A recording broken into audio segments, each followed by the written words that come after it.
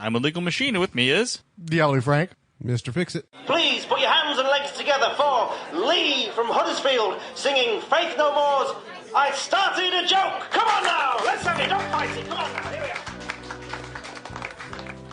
The following podcast discusses mature themes with explicit language that may be disturbing or infuriating, or sophomorically amusing to some listeners. Discretion is advised.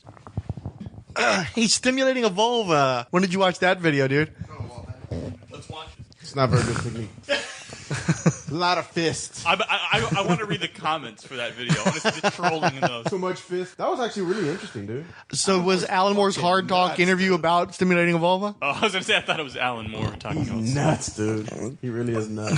Not as much as Grant Morrison, I would say. Well, see, that's what I was going to say. Well, when you were talking about the Killing Joke, Grant Morrison was interviewed saying that no one gets the ending of Killing Joke, that Batman kills the Joker at the end. Yeah, but that's not in the actual original script, and I think Alan Moore, I don't know if Alan Moore actually went on the record to say that was incorrect. He said he spoke to Alan Moore, and Alan Moore's like, yeah. No, Grant Morrison, I don't think he said that he spoke to Alan Moore. It's on one of those Fat Man for Batmans. I remember hearing it.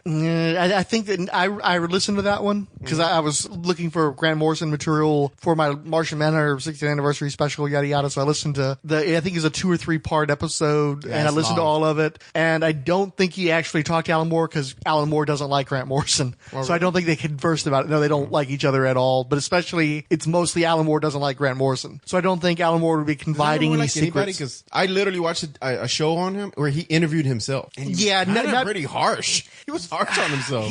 Alan Moore is a fellow that just doesn't get along very well with most people. And Grant Morrison is somebody who has a keen commercial sense and a willingness to prostitute himself to major publishers, where Alan Moore does not. Actually, the funny thing is Alan Moore does have a pretty decent commercial sense as well, or at least he did. And I think he gained some sort of self-loathing, or he came to hate other people that were willing to commercially exploit him, and so he went the exact opposite direction and became anti-commercial. So, but no, Alan Moore can't stand Grant Morrison. I think one of the only people that Alan Moore halfway likes is Neil Gaiman, but pretty much everybody else that was a contemporary of his, and including former people that he worked with. I don't think he can stand Dave Gibbons. Oh, Dave Gibbons. I think they get on okay because if I recall correctly, Alan Moore handed over his Watchmen checks to Gibbons. Oh wow. Yeah, I think he probably handed over his League of Extraordinary Gentlemen and those two seem to get on famously. But I don't know if it was Steve Bissett or Rick Veitch, one of the two, they had a falling out because the guy had said something criticizing Alan Moore in an interview somewhere, just and not even a major criticism, just oh yeah,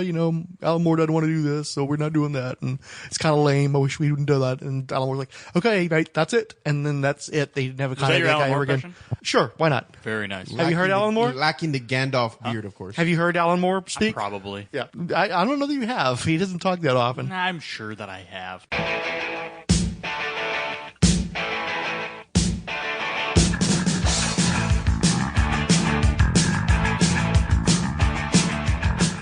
I started a killing joke which started the whole world bitching. Or was it they didn't show? Do you want to talk about the Killing Joke? Oh, we definitely need to talk about the Killing Joke because Mr. Fixit saw it. He paid. Well, no, you got a free ticket, right? I got a free ticket. Thank God for that. Well, there was the blow up at the SDCC panel. Yeah, but he's actually gone to see the movie at the theater. Right. But we were talking. Dude, this is San Diego. I remember earlier when we were talking about everything at San Diego Comic-Con, and that was a big thing that happened at San Diego Comic-Con, where what's his name called that guy a pussy or whatever. Yeah, basically a reporter for Bleeding Cool, which you got to put that in quotations, reporter.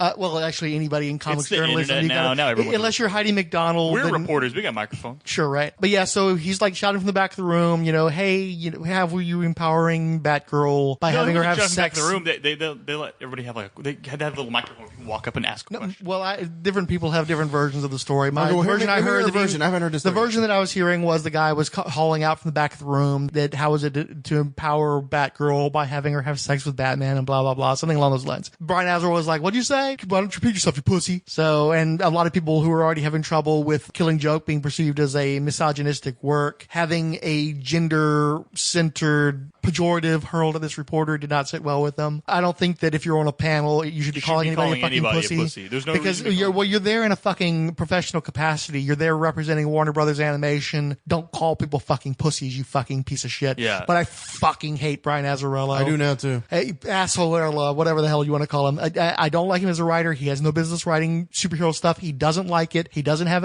any aptitude toward it. He obviously has contempt for it and its fans. Quit fucking giving him work in superhero shit. Let him do crime shit, which is all he really wants to fucking do anyway. But I thought that Bruce Timm was some DC god that all of his animated projects are. Yeah, but it was written by Brian Azzarello. No. The first 30 minutes is him. Well, basically, Because then, did you ever? That's all then new they stuff, kick right? into Alan Moore stuff. Yeah. Yeah. Well, the first. Hold on. Before I. But Alan did Moore is you even trashes too, right? Well, Alan Moore wants nothing to do with any disconnects all his work, though, adaptations. yeah. Have you ever actually read Killing Joke? Yeah. Okay. What did you think of Killing Joke as a story? I thought it was kind of crazy. What do you think was the highlight of the book? Man, let's see. This was probably 15 years ago that I read it. Oh, Brian Bolland artwork. Right. The artwork's Period. fucking This gorgeous. isn't even a question. Yes, that's the highlight. Alan Moore's kind of disowned the story. Very adult, very edgy work of its time. But in the years since then, it's been almost 30 fucking years now. It's like 29 years, I think. People have kind of turned on the story because Like Dark Knight Returns. Yeah, well, do people really turn on Dark Knight Returns? Yes. Really? Everybody hates Frank Miller and think Frank Miller's been a hack his whole career now. Yeah, and that's not fair. They've gone back through time and they said Dark Knight Returns is terrible now. Except Daredevil is a great run.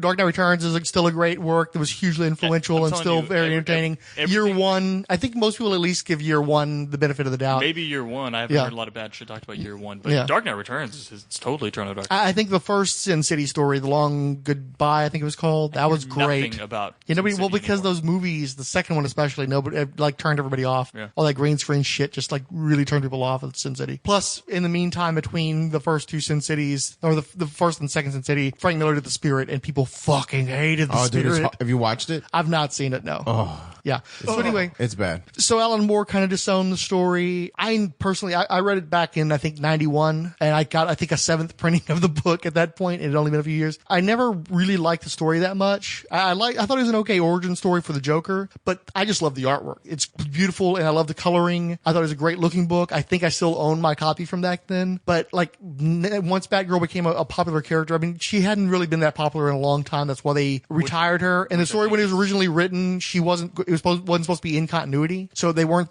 Alan Moore didn't intend to actually it's a break the prestige real book. It was a Batgirl. prestige book. Yeah, it's supposed to be like an out of continuity thing, like an Elseworld, before they had Elseworlds. But now that Batgirl's become a popular character, she's among the most popular DC characters at this point. Also, she's become a major Flashpoint character in terms of like fridging of female characters, like women who have violence committed against them in order to motivate the male characters around them, which is 100% what the Killing Joke was. So yeah, so there has been a big backlash against the book in recent years. Now, I got really pissed off because they were doing like a Joker variant cover month at DC. Rafael Albuquerque, a guy who I think probably is most famous for working on American Vampire, he did a very provocative cover, which you've probably seen on the internet. I saw where it's the Joker holding a gun on Batgirl, and she's got like a lipstick smeared smile on her face while she's crying and clearly breaking down. And so social media successfully rallied forces to demand DC not publish the cover. And then the artist himself said, yeah, please don't publish the cover. So they didn't publish the cover. And that really pissed me off because most comic book covers took issue with it because they were saying it was like rape porn and whatever. It's art. So this person crafted a piece of art that elicited a strong emotional reaction. The art itself did not depict anything deserving of any sort of censorship. It was a very evocative image. It was an image that conjured up a great deal of emotional resonance that related back to the Killing Joke. I don't think that we have enough legitimate art in comics. The commercial aspect of the medium always seems to dominate. So for them to take an image that actually was that potent and to prevent it from being published infuriates me. It makes me very angry because that is art. And so much of the shit that we put out is just stupid fucking popcorn crap. And you wanted to make a point about the response to the Batgirl as well. Specifically to that, I actually saw the outrage before I saw the cover. And then when I saw the cover, I was like, this can't be what everybody's mad about. Like, this can't be what this isn't that big of a deal. And then I was like, oh, really? Like, this is what everyone's freaking out about, right? People are very sensitive these days. Yeah, they really are. I mean, and that's fine. But the problem is that it's a smaller group of people that have a gigantic voice now because of it, because of the social medias and whatnots and comment A sections. disproportionate voice. voice, I would say. I feel like we're going down. So my whole thing with this is, and I get the same thing annoys me with Game of Thrones too, because people could take the exact same. How could they treat Sansa that way? She's getting raped in this television show. This is unbelievable. And I think people forget that, like, these are fictional characters. These characters are not real. Like, if you talk about it, well, how dare they treat Barbara Gordon that way? She's only in this book to motivate the masculine men who are going to go and avenge her paralysis and everything. Barbara Gordon is not a real character. This isn't based on someone's life, and they're twisting an autobiography to make someone something they're not. This is a completely fake character with no real continuity. You know, the continuity stops and is rebooted every 5 minutes. So when Barbara Gordon gets shot and paralyzed, and that's really the only use she has in the entire book is to motivate Batman to go after the Joker, chill the fuck out. And also, part of it is because Barbara Gordon is popular now, and you're looking back at 1987 and say, how could you treat this character I love so much so poorly? Well, in 1987, she was not that popular. And honestly, she probably got popular via Oracle and then moving. So you can't have one without the other. So you look back at it and go, oh, how dare they treat this character I love? Well, before this, nobody loved the character. So chill the fuck out. It reminds me of when Peter David, what's her fuck? Who did Peter David kill in Spider-Man? Jean DeWolf. Jean DeWolf, where he said Jean DeWolf hadn't appeared in the book for a year, and he never got a single letter about it. But as soon as he kills the character nobody cares about, he gets a flood of mail coming in saying, I love Jean DeWolf. That was my favorite character. And he was like, fool, nobody. To me, it's the exact same thing. And then on top of that, the fictional characters chill the fuck out. I'm going to half agree and half disagree with you. That's fine. Batgirl was created to be on the TV show. She wasn't a comic book character. They retroactively added her to the comic books after she was on the TV show. She's a obviously derivative character of Batman. Her name is Batgirl. She had her own little strip in the 1970s. She never really went anywhere as a solo character. For most of the 1980s, she wasn't being used. When she was shot and paralyzed in The Killing Joke, the intention of the writer was that story was going to be out of continuity, and so it shouldn't have impacted on the actual stories. Well, okay, so who was it that, because I read that apparently there's a famous quote where they're talking to either the writers or editors where they were running through whether or not they should shoot Barbara Gordon, and his response was, shoot the bitch? You're thinking of Supergirl. When they killed Supergirl during Crisis on Infinite Earths. Was that Who was yeah, it? Yeah, it was Dick Giordano, and basically he saw Supergirl as Superman with tits, and he wrote a note back saying, kill the bitch. Right. And that's how Supergirl got killed. So people are apparently really upset about that too. Well, no, and rightly in that case, I think. Supergirl is not real. They're not talking about someone in the office and saying, shoot the bitch, fire the bitch. You know what I mean? They're not saying, they didn't say, hey, Dick Giordano, we're thinking about firing miscellaneous female writer, and he said, fire the bitch. He didn't say that. They're talking about a fictional character. Her feelings are not hurt. So your feelings should not be hurt, okay? This is troubling to me. If you're getting offended that he referred to a fictional character that does not exist as a bitch. Okay. Do you see what I'm saying? Do you see where I'm saying? It makes me a little... I talk a lot, and it takes me a long time to get to my point. Okay, go ahead. You probably know this after 20 years. I'm sorry. So anyhow, at the time that Batgirl was paralyzed, I agree with you. She really didn't matter that much. I think that there were fans of the TV show. I don't think those fans were very well represented in the comics. There wasn't like a huge backlash when they did that. And she didn't appear in comics for a number of years. She was brought back, and she wasn't like, it wasn't prominent either. It brought back in the latter issues of Suicide Squad, a low-selling cult book for DC. She was brought back most specifically, I believe, because Kim Yale, who was a co-writer on the book, had affection for the character from the TV show and wanted to see her progress beyond just being a victim in The Killing Joke. And that's when you started the development of Oracle, who by the mid-90s had become a very important, very, very useful character, not only in the Batman circles, but more and more around the greater DC universe. I still am of the firm opinion that Oracle was a far more valuable character to the universe than Batgirl could possibly be, because she was the character who connected everybody. She was the deus ex machina that allowed for any kind of story you wanted to be told, so long as you needed somebody who could find out information and hack a computer and all that kind of shit. It all went back to Oracle. Everything that you needed to get done with techno stuff and with information gathering went through Oracle. In fact, a number of years ago, they took a minor Batman character, the Calculator, and they turned him into the Oracle of the bad guys. So the fact that they actually had a universe-spanning character that's the evil opposite of Barbara Gordon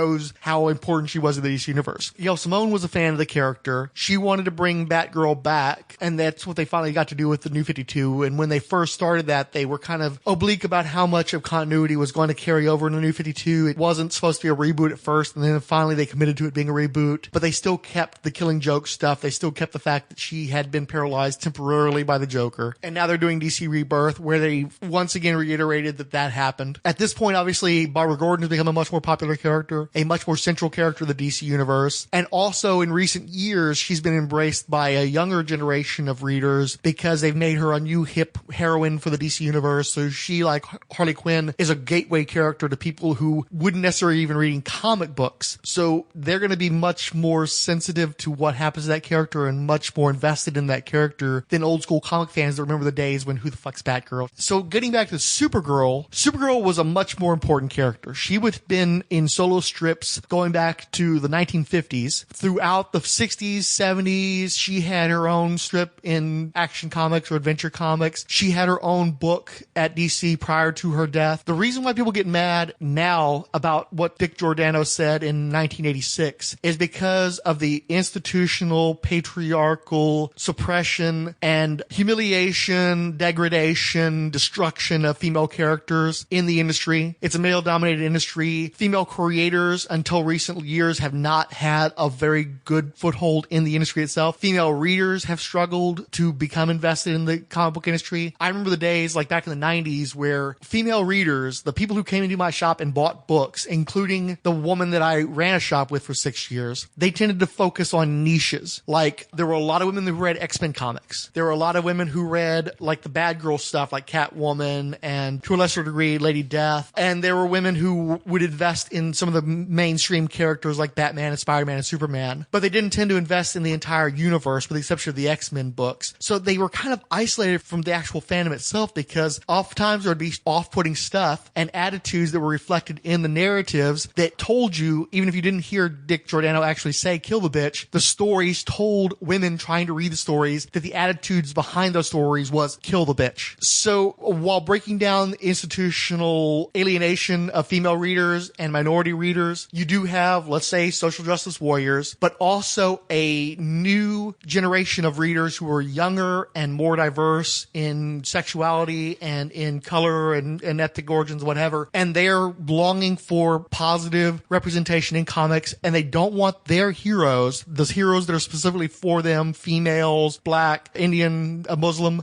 they don't want their heroes to be fucked with. And because they have so few heroes, so few people they can get behind that reflect them and their lives and their cultures, they are very sensitive about how they're treated. And I think back to, like, if you fuck with Captain America, I get really fucking pissed off, because that's a guy I've been invested with for decades. But by the same token, if you've got a Muslim reader who has become very invested in Kamala Khan, the Miss Marvel, who's only been around for about 3 or 4 years now, but she's the only fucking cool Muslim you got to work with in the entire comics, especially mainstream comics, you're going to be very protective of that character. You take a character like Captain Marvel, who is like Marvel's official Wonder Woman type character, their big iconic character. Marvel spent a lot of years trying to develop that character. First as Miss Marvel with a fellow named Brian Reed. Brian Reed wrote Miss Marvel for like 5 fucking years. And it wasn't a major selling book. It was a book I think that Marvel probably took a loss on because they just wanted to have a prominent female character in their universe because they knew they didn't have a Wonder Woman. And then what happened is a woman named Kelly Sue DeConnick started writing the character and wrote her in such a way that she resonated very strongly with Marvel's female readership. And so instead of being a loss leader for them just so they had representation, all of a sudden they had the character written in such a way that it resonated with that audience. And now Captain Marvel is getting her own movie because there's a fan following that actually call themselves the Carol Corps, who are making that book very popular. They've got Civil War II going through the comics right now, and it's not Captain America versus Iron Man, it's Iron Man versus Captain Marvel on the two sides of the war. So when your character, your representation in these comics is fucked with, it makes sense that you're going to have major blowback against that. The issue I have with the case of Killing Joke is the fans weren't there in 1987 when that happened. But by the same token, maybe DC Comics needs to back off from constantly referencing the Killing Joke because of the story that no longer resonates with the current readership and in fact angers and alienates a lot of the current readership. And it's also a sticking point because you've got a generational struggle between people who read that book back in the day and still have strong feelings about that book, positive feelings about it, and then a modern generation that has very negative feelings. Who are you going to serve? The 45, 55-year-old guys that are pissed off that they're chick Ghostbusters years? Or do you want to actually try to get people to buy comics for the next 20 to 30 years instead of fucking stopping reading comics and just bitching about them on the internet because you're old people who can't afford comic books anymore? I guess if you put I it take a little that, offense to have Ghostbuster crack, but go ahead. I guess if you put it that way, okay, so I was thinking it more as don't call my character a bitch, you're being disrespectful to character. I guess if you put it in the context of that's just... Nobody ever raped and paralyzed, because the thing is,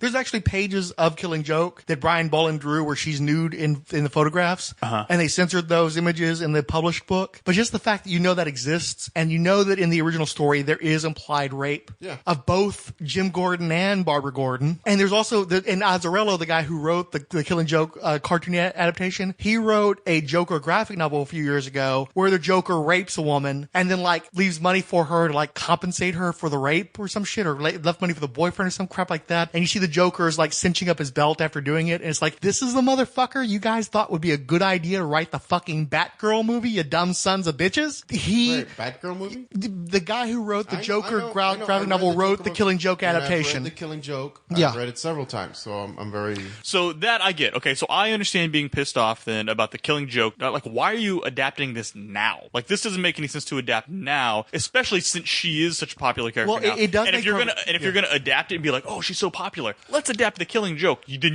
there's something wrong with you, right? Well, that's just it, though. They've adapted Batman Year One and The Dark Knight Returns in recent years. They've adapted Watchmen as both a motion comic and a motion picture. So literally, of those books that DC published that were like major vanguards of the 1980s, that's the last one they had left to adapt. They also knew that Mark Hamill had said, I'm done doing Joker voicing unless you guys adapt The Killing Joke. So there were a lot of people who were older people who read the book when it came out, who I don't think understand what that book means to people now versus what it meant to people back then. They still think it's this great work. But then you would say the same thing about Mark Twain. Someone read Mark Twain now, And that's a valid argument too. and the point is, when I read it then, it shocked me that the Joker was that cruel. The Joker is truly cruel in that book. He has no mercy. He goes after Batman on another level. So if some kid reads it now and he's like, well, you hurt my Batgirl. Your Batgirl didn't fucking exist. She didn't exist in my world. Except, as Mac was pointing out, when people get upset about Game of Thrones and getting rapey, usually it's not the rape that's in the books necessarily. It's the additional rape specifically for the TV show. It's like having Jamie Dude, have rape. you read the books? Well, hold on. But Jamie raping Cersei at the funeral of their son yes. was not from the books. They had sex, but they had consensual sex in the books. In the show, No, she fights him off in the book. She Okay. tells him, don't do this here. There's priest on the other door, behind the door. He's like, fuck that. I'm getting some. I think they literally almost fuck on his body. And she's just like, and they talk about how she pushes it away, but she wants him. She pushes him away and she wants him. The books are always going to be darker because they came out first. So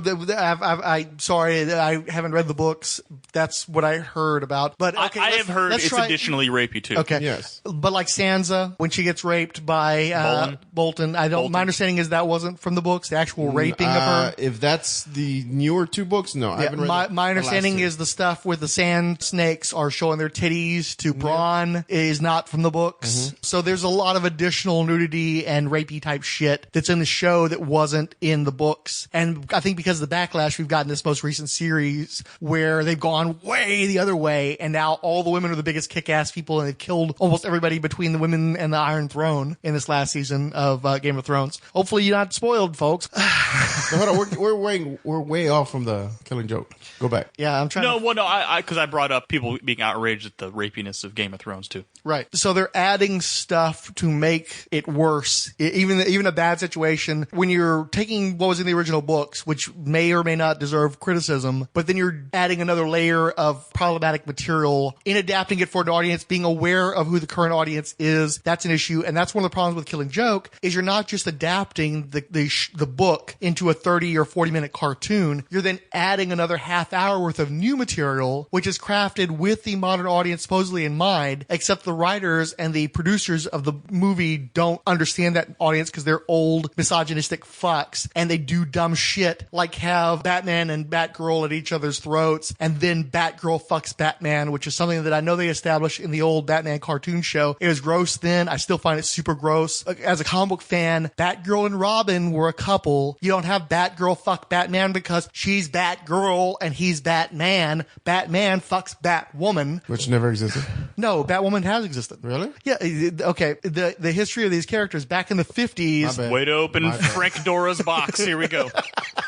Back in the 50s, because of the Wortham campaign against comics and his insinuation that Batman and Robin were gay, they created Batwoman and Batgirl to be like the girl versions of our heroes and have adventures with them to show, no, they're just red-blooded, straight American men. And it wasn't until years later that they switched Batgirl from this blonde chick named Betty Kane into Barbara Gordon, and that was all coming from the TV show. And in recent years, they brought back Batwoman, but now she's a lesbian. That's a whole other thing. Point is, Batman shouldn't be fucking Batgirl because she's the girl, and it's just gross. And also because Batgirl has an established relationship with Robin that became romantic over the years. So why are you fucking your young ward's girlfriend who is not contemporaneous to your age, you creepy son of a bitch? Yeah, that is weird. Okay. Yeah. Well, I mean, you're right. One's man, one's girl. That's So those are the names of the characters. It's weird. I saw the movie. I've read the book, and I can agree. I'll agree with you that the first part that was written in for the movie, I think actually hurt the movie. If anything, it didn't flush out the characters. It made no sense to me. You have this kind of serial killer or this sociopath character that's obsessed with her, and they do some more fucked up shit than you haven't seen. Like there's a scene where these hookers are leaving the boat, and the chick looks and tells them, "Tell your boss next time that I have mask. We didn't have to use a pillowcase." And she tosses this thing at him. The guy looks at it as he tosses it off the boat, lands in water. It's a Batgirl mask. So apparently he put a Batgirl mask on the hooker as he's banging the shit out of her. He's super obsessed with her. It made no sense. Like if you're gonna adapt it, I get what you're saying. Where out of its time,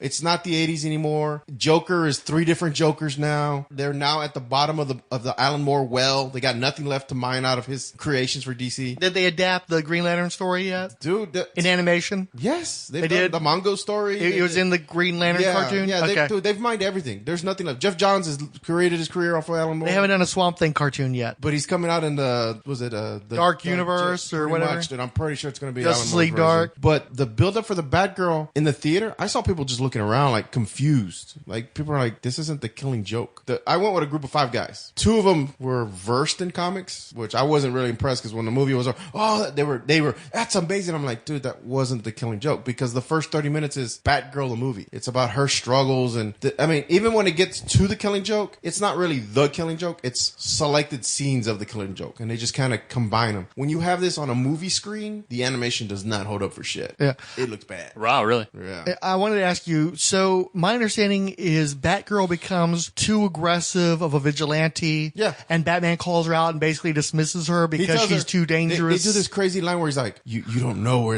it feels like to be at the edge, to look over the abyss, and then and lose all hope. Yeah, and that psycho dude, they catch him, and which is funny because he almost kills Batman with bazookas. After Batman, apparently Batman is preoccupied because he just got some Batgirl pussy, and so he's just out of his mind. He's Yeah, not there's thinking. also the part where she basically throws him on the ground and humps him. She rapes him. She rapes Batman. Let's call it what it is. He's on the ground fighting her, and she rips off her shirt, and then the camera pans away, and it's just implied that she went to town on him. So, Well, and this guy they almost make a kills- point of hold on, saying this guy almost too kills that Batman. the whole reason why she became Batgirl was because she was crushing on Batman. Yes, so almost the end it. game was to get to fuck Batman. Oh, and Bruce Wayne totally cries after sex, right? Totally. Like there's no question. Fetal He's position. sort of yeah. Yeah. So the guy almost kills Batman. Batgirl saves his life and begins to pummel the dude's face in, just beating him almost to death. At which point she realizes, I got to that dark part. It's no longer a game, and she's having this internal turmoil about what's going on. And so you're like, okay, we're 32 minutes into the movie and it's still not Killing Joke. Well, then starts the Killing Joke because Batman is now telling her, you've reached this point, you need to stop. And then the very first scene of the Killing Joke where he's walking through Arkham starts. And so you're kind of like, okay, this is Killing Joke. Most people, I think, were still confused from the first half of the movie we just watched. It was like, we watched this whole thing and then you stopped. Now we're going to start the Killing Joke. And it really does feel like 2 different styles of writing. It really does. So does she get shot and paralyzed and all that Yeah, jazz? Just yeah. Like I said, they'll never be able to create Bolland's artwork. If they did, that would have been amazing to see that in motion. What they do is they take certain scenes and they just animated those scenes. So sometimes I think what's lost is in the translation of the art. The art tells a story as well as the words, and you lose that. When you take a little scene and you animate it so the character walks, where you lose maybe just the reaction of a character's face frozen for a few seconds and you kind of feed into it. I think some of that's lost in it. I didn't have the same emotional punch. I remember reading The Killing Joke maybe about a year ago. I checked it out from the library, the new extended edition, the new prestige one, because they have this little story at the end, an extra little Batman story done by Bolland that's really good. So I wanted to reread it. Is that the black and white story he did where it's the guy who's trying to assassinate Batman? Yeah. That was a cool story. That's a really good story. So I wanted to read that, and I knew the library had got it. So I reread The Killing Joke. And, of course, the ending is always, it's always been a mystery to me. Like, they're both laughing. I think Fryho hates that ending. I think we talked about it. I talked to him about it one time. I hated it when I first read it. And so I've heard different versions of what the ending means. I kind of like it because it just leaves it open for interpretation. You take it where you want to. You can create your own ending. But the movie, I mean, and this is the worst part. So in the comic, there's kind of a musical, but it's not really a musical. It's kind of like a poem where the Joker's talking to Gordon through TVs. In the movie, they made it a musical with singing and dancing freaks. That really took me out of the movie. Like I thought was really bad. It's hard to maintain a grim and gritty tone when there's a musical number. Well, and then, okay, so in the beginning, they did a small documentary at the theater with Mark Hamill, where he talked about his history with the Joker, and the different versions of the Joker, how Joker's always growing, each voice actor brings something new, so that was kind of interesting. And at the end, they did the music, and of course, they talked about the musical and how the song was going to be this song that kind of changes the tone and changes the gear, and I think, again, that was the mistake of the writers and the directors were like, oh, we're going to change the tone and the gears of a masterpiece book. We're going to change it and reinterpret it and put a song to it and make it a little goofy, and it was very, very disappointing. Did they add an epilogue? Oh, yeah, the ending? Yeah, at the very end. So at the end, of course, of the comic, if you've read it, is Joker tells Batman a joke. Batman starts to laugh, which kind of throws the Joker off. So the Joker starts to laugh. So they both laugh. And in the final panels is actually you're looking at raindrops on the ground as they're both laughing, and then there's a sudden stop, which is implied either Batman killed him or something happened. Or, well, I thought when I read the book, it just seemed like it trailed off.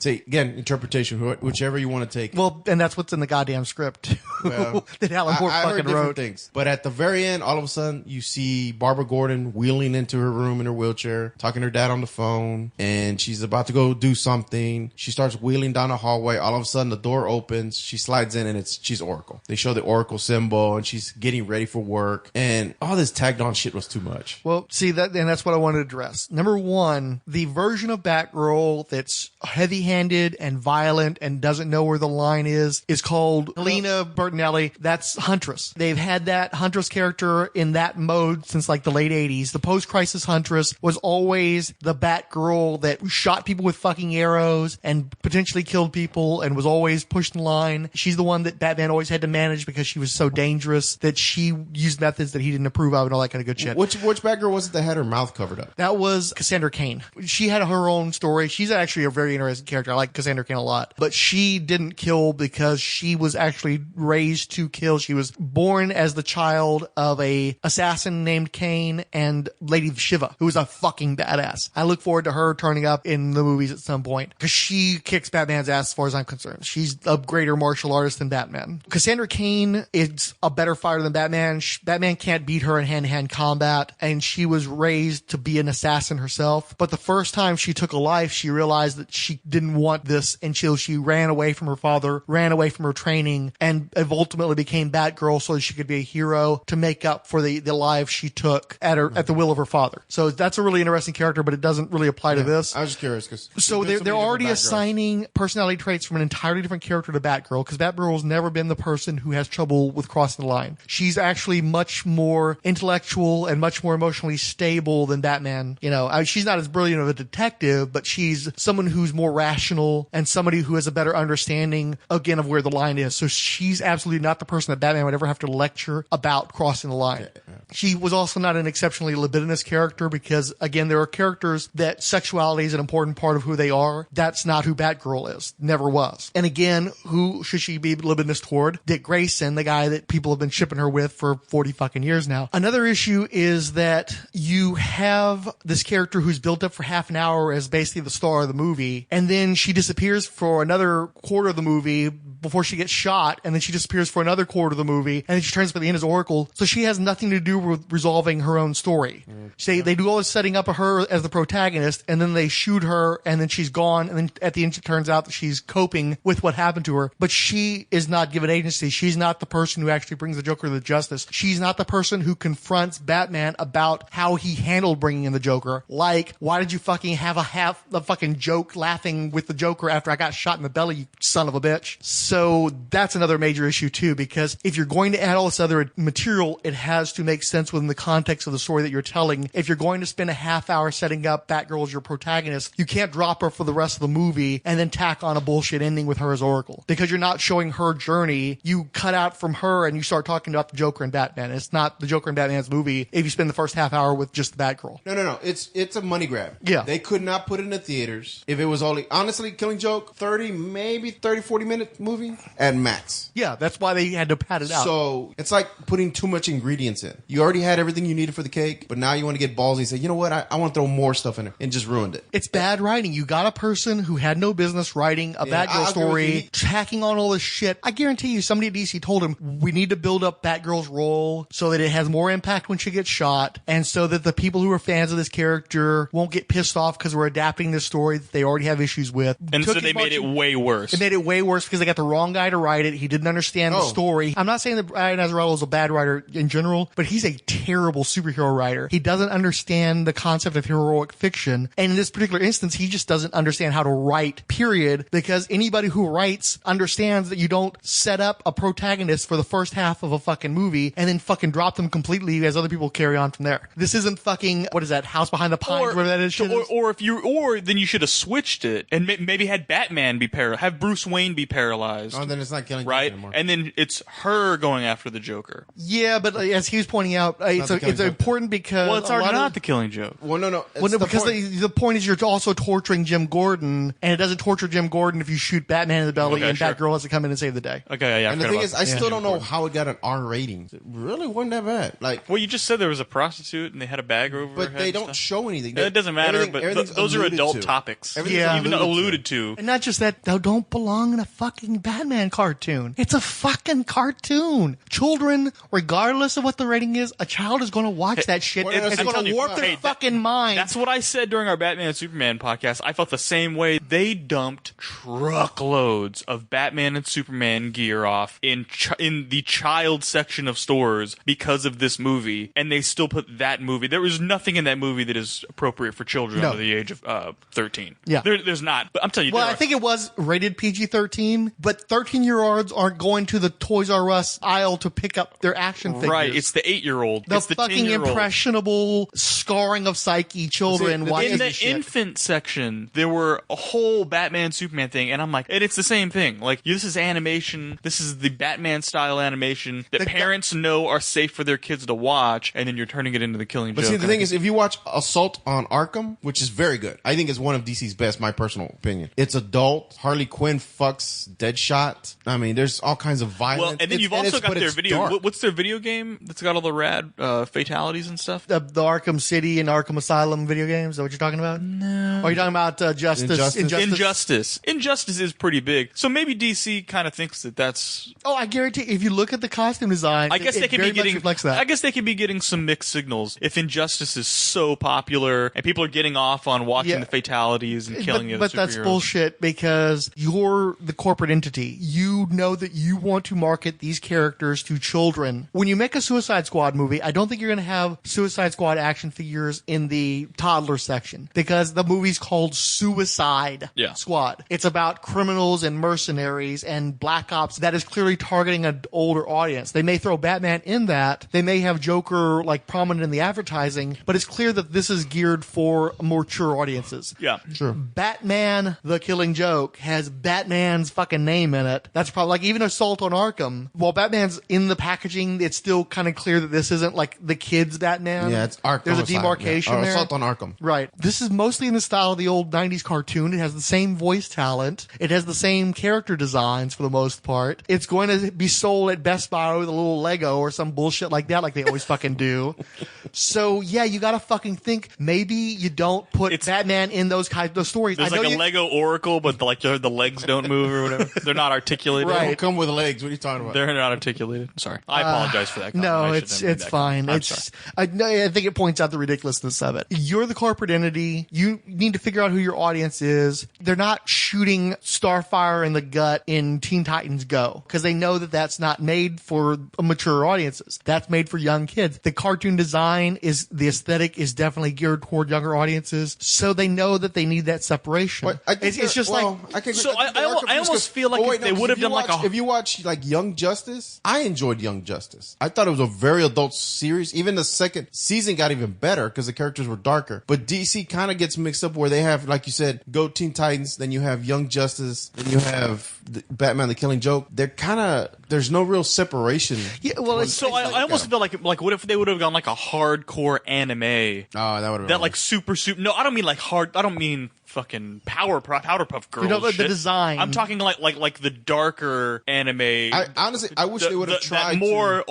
It's almost more realistic than the Batman and Bruce Timm design shit, Yeah. right? But I'm thinking like Akira or something Well, that's like what that. I'm saying. If they had that gone kind of more a design Brian to Bolland, like more detail, I think that would have been neat. which is what I associate with anime and manga is the more detailed animation. Okay, yeah, I can get behind that. Not quite rotoscoped fluidity to it. Yeah. But not like it's literally should be on Saturday morning cartoons and some block with Teen Titans Go. Like that's Right. what that looks like. That should be. Yeah, the design. Yeah. Oh, yeah, the animation Here's an is- idea. ugh. Don't you know who doesn't have to be in the story? Honestly, I know it's going to drive some people crazy. Batman's the guy you don't necessarily need to have in the story because the Grim Avenger that's going after the Joker. There's no reason why that has to be Batman. It's not Batman's story. It's Joker's story for the most part in the actual comic. They're trying to turn it into Batgirl's story. Batman is the guy you don't necessarily need in there. You could have fucking Nightwing.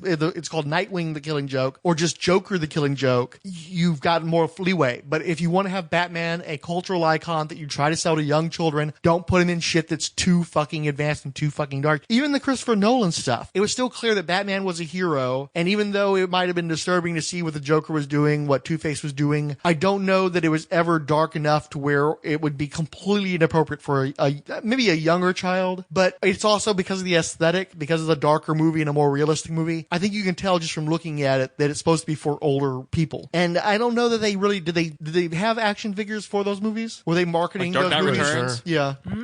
To like younger Were there kids. Dark Knight Returns? I know for a while their Joker, they were, that's when Heath Ledger did his Joker, that's when Brian Azzarello, whatever, came out with his book, his Joker. And Joker went from a buffoon to more of this dark, narcissistic. He's a fucking serial killer, creepy motherfucker. But he never, they played him like that, but he was always kind of what would they refer to him as? Is The Clown Prince of Crime? Yeah, kind of this really goofy character where Heath Ledger then played him more of like a sociopath that just dressed up like a clown to kind of disarm you. And this, I don't know, this versus Joker was... I want Warner Brothers to be able to embrace their more mature audiences. I think they tried that already with Batman and here's Superman. the thing. DC Comics and Warner Brothers, because you gotta understand, Mac has been, was griping at me earlier today because I kept posting sales numbers for books from the mid-'80s. Lots of sales numbers. Lots of we got a numbers, lot yeah. of sales numbers on our Twitter timeline. But if you look at the DC sales from the Crisis era, you see just how fucking low they were compared to the Marvel sales. Like books like The Comet Man, which was quarter bin fodder, the New Universe books, quarter bin fodder, was outselling Superman, Batman, Wonder Woman easily multiple times over. For real. Yeah, so they were just getting swamped. Part of what made DC come alive again after this long period of just being distant second was they started gearing their books toward mature audiences. You had The Dark Knight Returns, you had The Killing Joke, you had Watchmen. The Cult? The Cult, yeah.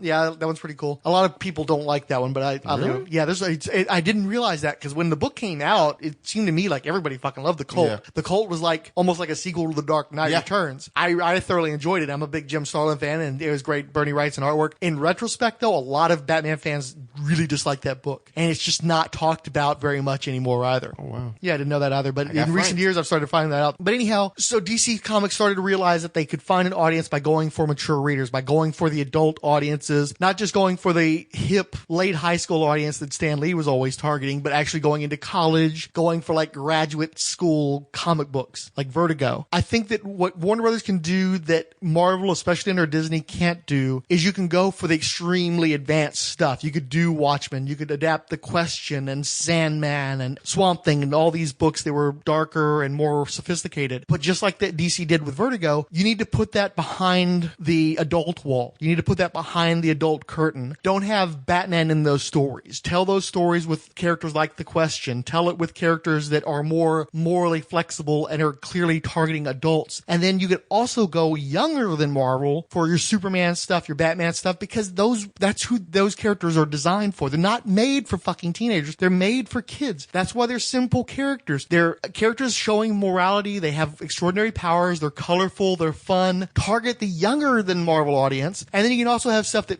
meets in the middle, like Suicide Squad. That's a little bit more mature, but can still fit in that Marvel audience. Marvel can't have that versatility because everything has to be connected. It all has to be one universe. It's all Disney-fied. Every single one of those characters are going to be in action figures that they're going to sell to kids. In the movies. In the movies and in the cartoons too. They're always targeting. Because they've got the Netflix stuff. They're targeting they do have you're right. You have the Netflix. I'm not sure I'm 100% comfortable with that, honestly, though, because they make a point of saying that's part of this connected universe. But at the same time, you do want to have your audience be able to mature with you. And I don't think very many people are going to go, hey, little Timmy, let's go watch Jessica Jones, No.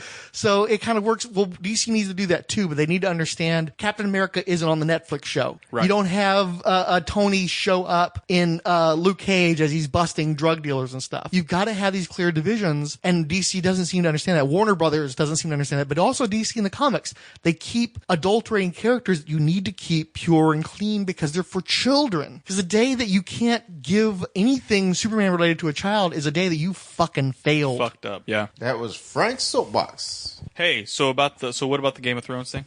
Oh, So were you on board with people complaining about that or not on board? No, what I was basically saying was if it's an issue of adaptation and George R.R. Miller has a bunch of rapey shit, then you should be able to adapt the rapey shit because if you're a fan of the books, that's there. You can try to sugarcoat it or soft pedal it when you adapt it if you want to, and then people are going to call you out for not being true to the material. But you probably shouldn't go out of your way to have the exploitative material inside the show that wasn't from the books just to gin it up for the HBO audience. But what about this, Sugar Puff?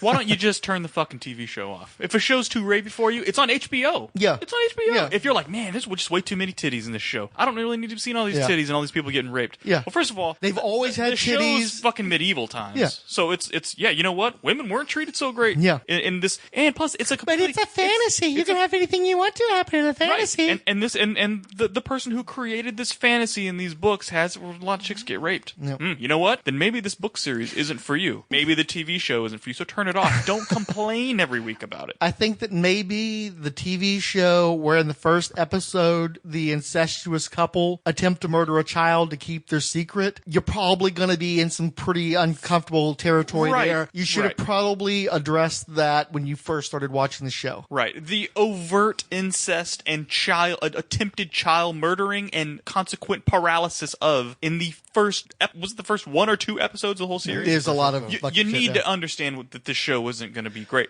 Look at the freaking Boltons. Is it Bolton? Yeah, Roos and Bolton? Ramsey. Isn't there Ramsey Bolton? Right? Isn't there fucking symbol? The flayed man. Right. I mean, come on. This is bad stuff's going to happen to people in this whole show. Yeah. So relax. The show is based on bad shit happening to people. Right. So I don't want to hear again if this were real historical events that had happened and and we're being dramatized. It's for based TV. on the War of the Roses, which was real historical shit that happened. Okay, so then Sansa is at some point a real historical character. Not necessarily. No, but Then what shut the else- fuck up. loosely Then, based on somebody. Then No, shut the fuck up. I'm fucking backing you up, shithead. Right.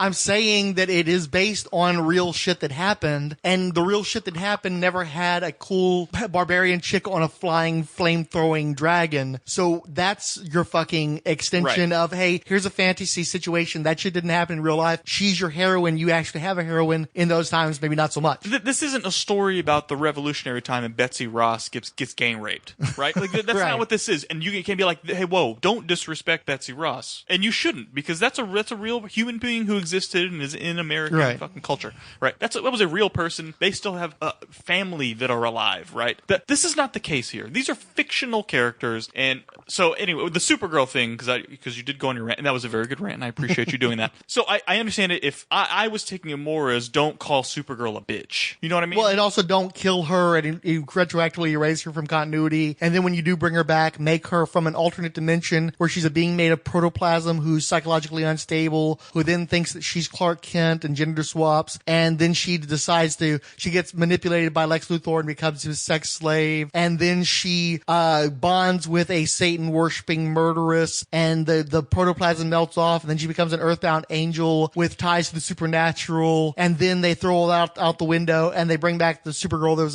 from Krypton, but now she's like seduced by Darkseid, and she's constantly leaning toward the dark side, and she runs around in a halter top and looks kind of slutty, and is very confused and kind of hates humanity and isn't a heroine. That's cool. But also, what were we talking about? Was there ever a Superwoman? Yeah, actually. There's been a few of them. Really? They're not terribly important, though. There is a Wonder Woman who gets matched up with I'm just Superman. wondering because there's never been a Bat Boy. There's never No, been he was a National Enquirer. But I'm just saying. I believe there's a Batboy musical that is showing here in Houston right now. No joke. Really? Yeah. Okay. So, but my thing was, what was my thing? So, if it's that people were sick of that was the mentality of comic books, and him saying kill the bitch was just a personification of all those attitudes that have held back.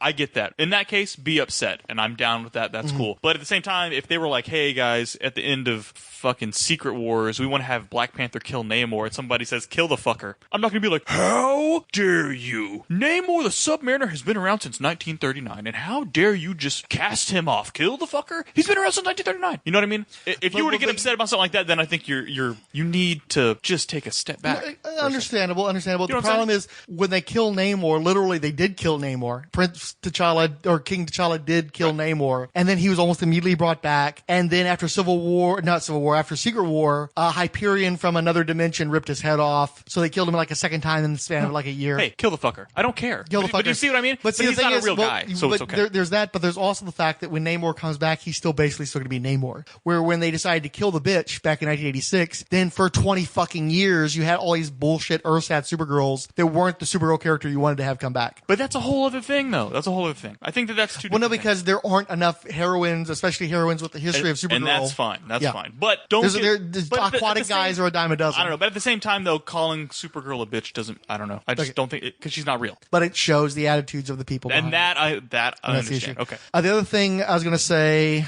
Orange is the New Black. The first season of that show kicks ass. Great fucking show. It's based on the real life experiences of the main character, Piper. I think it was Piper. Anyway, she actually went to prison on drug charges, and she was in there for like a year or so, and the show kind of reflected her experiences, but also fictionalized and dramatized. Then the second season proceeds to have this elaborate story of a woman who comes in and radicalizes a bunch of the prisoners, and it basically, most of the characters on the show look terrible by the end of the second season. And also because one of the main character actresses wanted to leave the show, they wrote her out, and they have to bring her back into the third season. And so in the third season, they're trying to get back what they had in the first season because they knew they screwed some stuff up in the second season, but then they screwed up some other stuff. And then in the fourth season, things just get completely nuts because they bust in a whole bunch of new prisoners, and you've got like people getting like branded with swastikas, and one of the prisoners gets killed. It's been a long time character. And it's like, okay, this show just doesn't, it's atonal as fuck. And all the characters have been ruined by the end of the second season, much less the third season. And I'm just sick of the fucking show, and I just need to stop watching it. And so I got 3 seasons into Orange is the New Black, and I'm like, okay, I've had enough, and I stopped watching it. But I never said, let's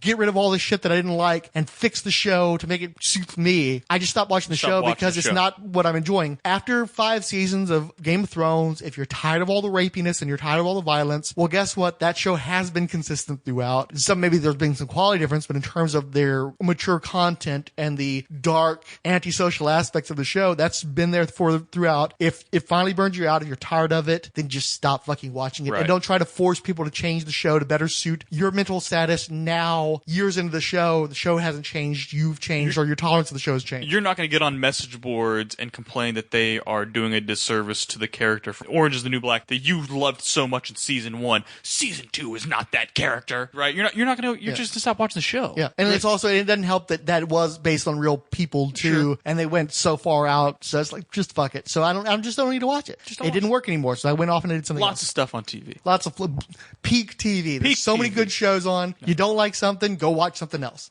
If you can't hear what I'm trying to say, if you can't read from the same page, maybe I'm going deaf, maybe I'm going blind, maybe I'm out of my mind. Facebook likes from Keith G. Baker and Ryan Daly. All at Twitter were the 108th Sage, Abel Petzilla, Adam Black Moon, Bone Dragon Comics, Brian Movey, Chris Sheehan, Chris Thompson of Orbital Comics, which Frank visited once in the UK, Coffee and Comics Blog, Comic Book Insurance, Comic Reflections Podcast, Darren and Ruth Sutherland, Dr. G, Nerdologist, Ed Moore Jr., The Fire and Water Podcast Network, Jeffrey Brown, Joseph Crawford, Carl Zlee, Keith G. Baker, The Mean Geek Podcast, Michael Bailey, Nethead, Odell Abner, Dracula, Professor Riptide, Randy Caldwell, Scott Bachman, The Silver and Gold Podcast, Son of Cthulhu, Hashtag Follow Friday, Everybody Dance Now, Stella at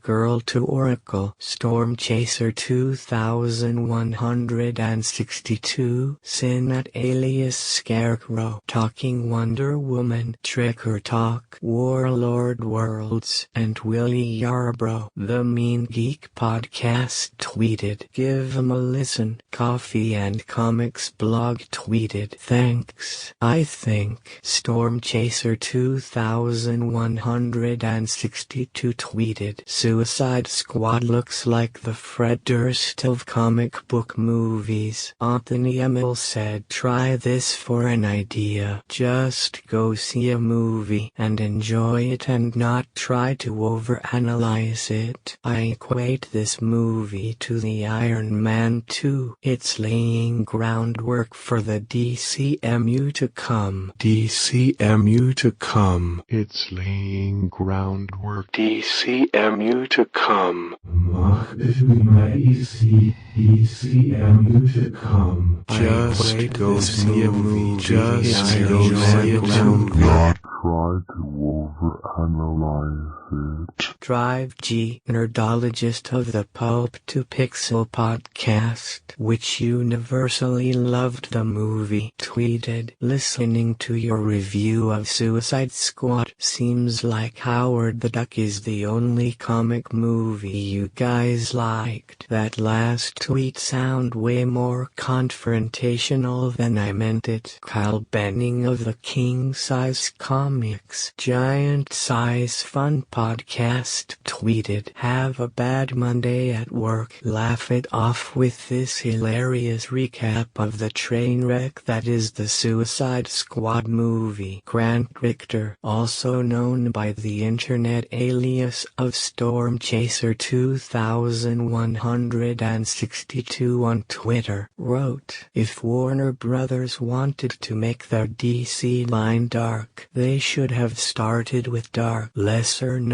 characters that they can tweak without generating too much nerd rage. Even though Blade wasn't a Marvel Studios movie, it still started putting the idea of Marvel characters in movies in people's wheelhouses. If they had done Suicide Squad right, they could have made it the first movie in the series and play up the idea of these heroes that haven't been introduced yet that all the villains have vendettas against. Also, since DC is a lot more heavily steeped in magic than Marvel, they could have gone a supernatural route with Etrigan, Swamp Thing, Deadman. Hell, the fucking Creature Commandos would have been better than this crap. My concern is that the DC movies are going to make the genre pass before its time. As a comics geek with a young daughter, I was really proud of DC about a year ago for making their female characters more accessible relatable to girls, and also promoting some of their female characters as role models. There was a Wonder Woman comic outside of continuity where WW got into typical comic book fights, but also dealt with social issues that tween girls face. The Supergirl show had a lot of girl power without being overpowering. The superhero girls cartoons made female characters relatable to elementary age girls, with Harley being the goofy Pinkie Pie type character. After the Suicide Squad movie, I feel like they've done a complete 180 in regard to female character respect in relation to Harley. As a dad, it's just offensive. And finally, Count Dracula wrote, I was waiting for this episode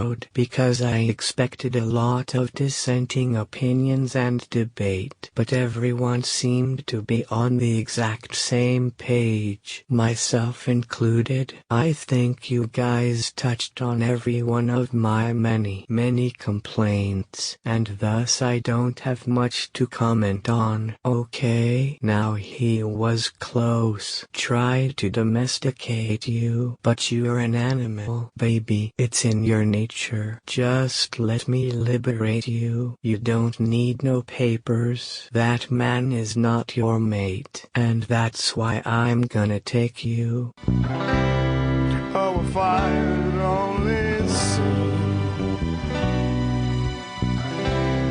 that the joke was on me, that the joke was on me.